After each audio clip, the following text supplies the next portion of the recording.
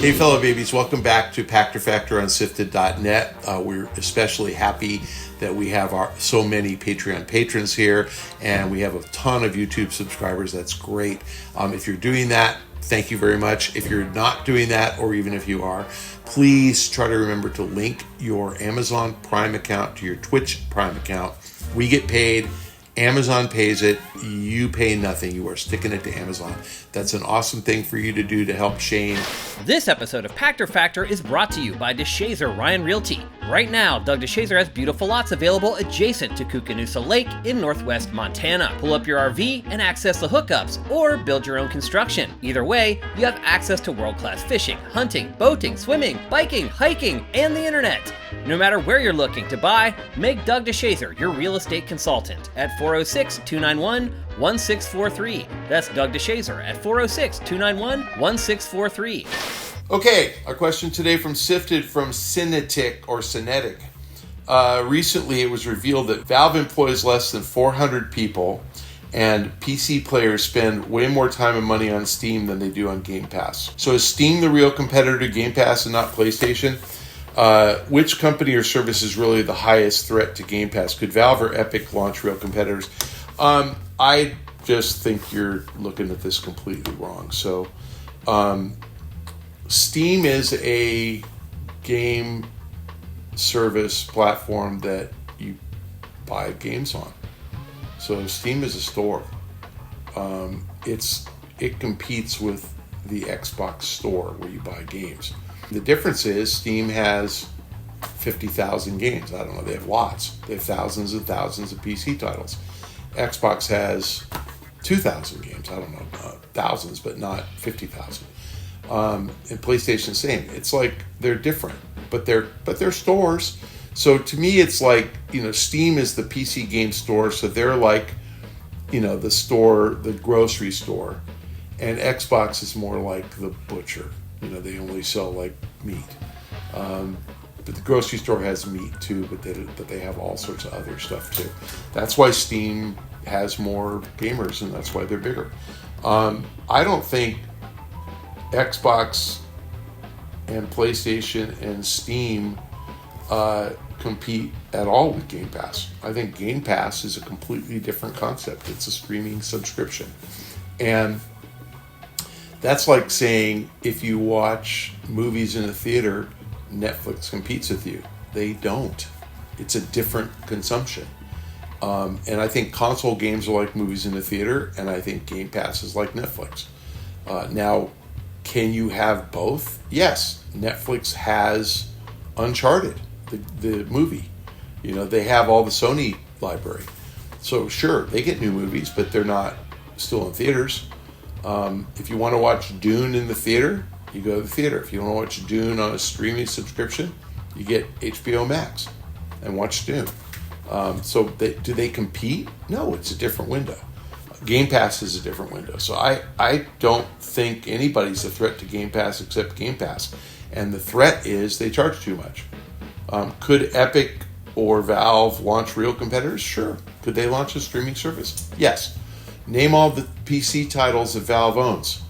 Both of them, or all four of them. Like Half-Life and Team Fortress and Portal, and I don't know, I could probably name 6.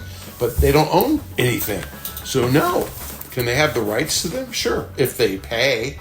And whatever Valve is willing to pay for its service, Microsoft's willing to pay for its service. So no, I don't think those guys can compete. They're not, and I don't think they have any intention of competing. Microsoft is doing something nobody else is doing, much like Netflix was doing streaming. I know you guys don't know this. They launched Netflix streaming in 2007. They got their first original content in 2011, and Disney Plus launched in 2019. So the competition gave Netflix 11 or 12 years of runway before they came out and pulled their content and started competing with Peacock and Paramount Plus and Disney Plus and Hulu and whatever else. But they weren't competing with Netflix until Netflix got too big to fail. Netflix has won the streaming wars. Microsoft's going to win the game streaming wars with Game Pass unless they fail. and their biggest competitor is themselves by charging $20. They've gotten ahead of themselves. They're charging too much. That could derail their growth, in which case they won't win. Somebody will come up with it for 15 and buy all the content. When they spin off the Xbox brand. I forgot about that. I skipped that in the last one, in the last episode. Could they spin off the Xbox brand? If they spin off the Xbox brand because Game Pass fails, the buyer is going to be Netflix, who's going to have a streaming game subscription and buy that from Xbox, because they will be worth $500 billion by then, and they'll be able to afford to do that. So there will be game streaming. Someone is going to win. Right now it looks like Microsoft, but might not be.